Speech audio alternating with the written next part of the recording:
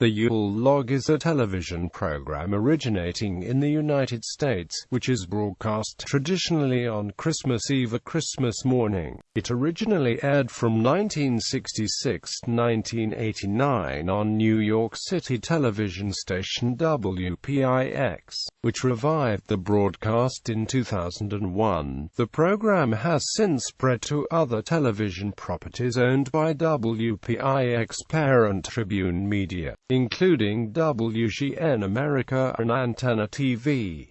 A radio simulcast of the musical portion was broadcast by WPIX's former sister station, WPIX-FM, until 1988. The program, which has run between 2 and 4 hours in duration, is a film loop of a Yule log burning in a fireplace, with a traditional soundtrack of classic Christmas music playing in the background. It is broadcast without commercial interruption. Origins. The Yule Log was created in 1966 by Fred M. Throat, President and Chief Executive Officer of WPIX, Inc., inspired by an animated Coca-Cola commercial from a year earlier that showed Santa Claus at a fireplace. He envisioned the program as a televised Christmas gift to those residents of New York who lived in apartments and homes without fireplaces. This also provided time for employees of the television station to stay home with the families, instead of working for the usual morning news program. The original program was filmed at Gracie Mansion, the official residence of the mayor of New York City, John Lindsay, at the time. An estimated $4,000 of advertising was cancelled on Christmas Eve for the show's inaugural airing that day. Throat and WPIX-FM programming director Charlie Whitaker selected the music, based largely on the easy listening format that the radio station had then, with the likes of Percy Faith, Nat King Cole, Arthur Fiedler and the Boston Pops Orchestra, Mantovani and the Ray Conniff Singers, among others. During the filming, the producers removed a protective fire grate so that the blaze could be seen better. A stray spark damaged a nearby antique rug valued at $4,000. The program was both a critical and ratings success, and by popular demand, it was rebroadcast for 23 consecutive years, beginning in 1967.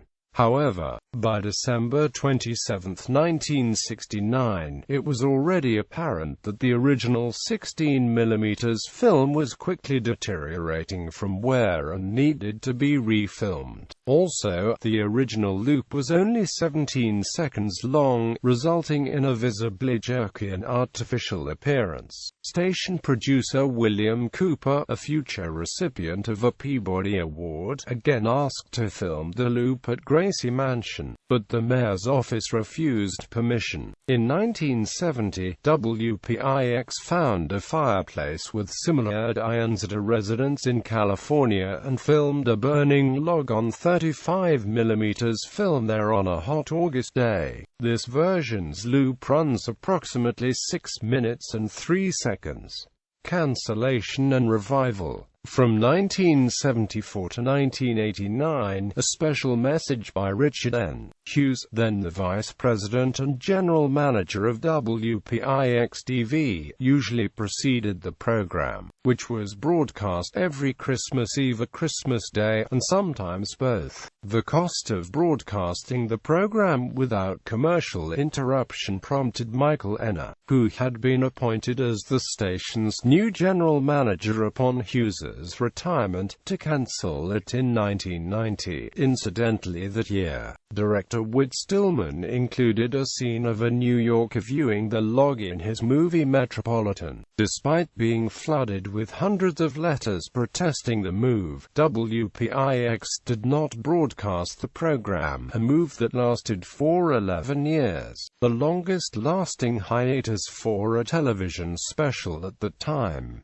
Beginning in 1997, WPIX offered various versions of the Yule Log on the Internet. In March 2000, Ottawa, New Jersey resident Joseph Malzone, a longtime fan of the Yule Log, created a website named Bring Back the Log. now named the Yule Log, and administered by Lawrence F. Chip Arcuri, petitioning station management to bring back the Yule Log broadcast. In December 2001, WPIX Vice President General Manager Betty Ellen Berlamino announced during an appearance on local radio station WPLJ that the special would return to the television station after an 11-year absence.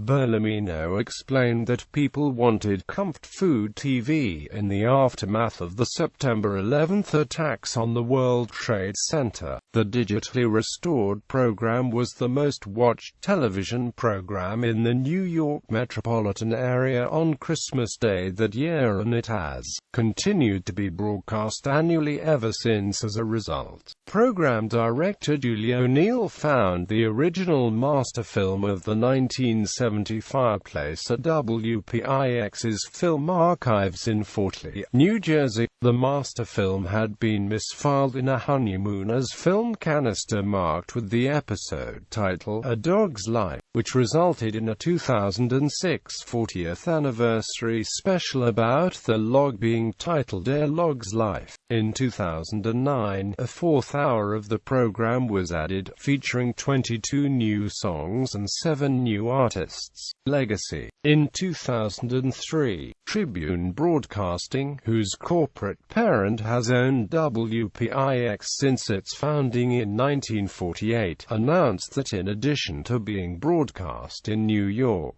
City, the Yule Log would air on television stations that the company owns in other U.S. television markets, and would be remastered for broadcast in high definition. The program made its national debut in 2004 on Tribune flagship station WGN-TV in Chicago and its companion cable channel, Superstation WGN. In 2008, the Tribune stations aired their own version, with holiday-themed old-time radio programs being played in the background instead of music. This was reverted to the original WPIX version for the 2009 broadcast. WGN America chose not to broadcast the Yule Log in 2010 and 2011, citing the economic infeasibility of devoting several hours to commercial-free programming on a national channel. However, the program was broadcast in the Chicago market by WGN-TV, and by Tribune Broadcasting's other television stations. For the 2010 edition, WPIX and Los Angeles' sister station KTLA aired a 4-hour broadcast of the Yule Log on Christmas morning. Most of the Tribune television station properties outside of WPIX did not air the Yule Log in 2011, choosing to air other holiday programming. At the same time, Antenna TV, a digital multicast network that Tribune had launched that January, aired the Yule Log for the first time, making the concept available nationwide once again. In 2010, Gospel Music Channel aired a 24-hour broadcast of the Yule Log from 8:00 p.m. Eastern Time on Christmas Eve until 8:00 p.m. Christmas night. In 2013, WPIX streamed the Yule Log on its website during Christmas Eve, in addition to televising it on Christmas Day. In recent years, Tribune's New Orleans ABC affiliate WGNO-TV has also aired the Yule Log on Christmas Day, in place of network news programs World News Now and America This Morning, and WGNO's local weekday morning newscast. Bygone promotion of then forthcoming media convergence. According to author Ron Feigenblatt, the WPIX-TV Yule Log inspired his similar digital medium demonstration on the then young IBM personal computer. Starting in 1985, At the time, the PC's new enhanced graphics adapter finally allowed one to achieve limited, full-color, full-screen, pseudo-continuous, raster graphics animation on a primitive consumer-grade personal computer by flipping, during the frame refresh interval, between 4 different screen images preloaded into the display adapter memory, using a computer application program called PCMOVIE, written at IBM Research and distributed throughout IBM. For the most part, PCMOVIE was used to display temporally periodic animations, which required no more than 4 frames to detail the motion, but it was also well suited to simulating the anarchic visual character of something like a fireplace. Interactive keyboard input on PCMOVIE allowed the animation on display to run forward or backward, and at a wide variety of speeds. The speed variation was of particular value for a Yule Log loop, letting one vary the violence of the fire, and of course, the digital nature of the demonstration meant that it was trivial to back up the 4-frame Yule Log video loop data file, in stark contrast to a physical film loop which would eventually show where. The popularity of the Yule Log demo helped build awareness within IBM Research of the emerging value of personal digital devices like PCs for showing the type of video people of those times commonly encountered only via analog television and film-based cinema. Similar programs, some television stations and cable channels that have broadcast imitations of the Yule Log simulcast the Christmas music from a radio station that is playing it, and before 1989, the WPIX version also secondarily promoted the playing of the same Christmas music in a simulcast over its sister FM station, WPIX-FM. For those unable to view the Yule Log on television, other television stations have spawned imitations. Fellow Tribune station WDCW in Washington, D.C. has produced its own version, filming a log burning at Colonial Williamsburg. In 2003, Jason Patton, an executive at INHD, who was inspired as a youth by WPIX's Yule Log, produced his own version, which has been broadcast every Christmas beginning that year via Movies on Demand. Broadcasters as diverse as Oregon Public Broadcasting, the MSG Network and the Chum Television Group in Canada have also borrowed the concept. WKBW-TV in Buffalo, New York, as a replacement for the day's morning newscast, introduced the Yule Log as a replacement in 2008. It did not return in 2009, but WBBZ-TV brought the Yule Log to the station, where it continues to air annually. KSDC-TV in Minneapolis-St. Paul, Minnesota also produces a local version of the Yule Log. In its early years, the Home Shopping Network also aired a Yule Log in place of regular programming before moving to a loop of Tampa Bay area choirs singing Christmas carols and host wishes in subsequent years. Sprout offers a 12-hour loop called the Sprout Snooze-a-thon on Christmas Eve evening, which features scenes of sleeping characters from the network's programming set to soft music to soothe children to sleep before the arrival of Santa Claus.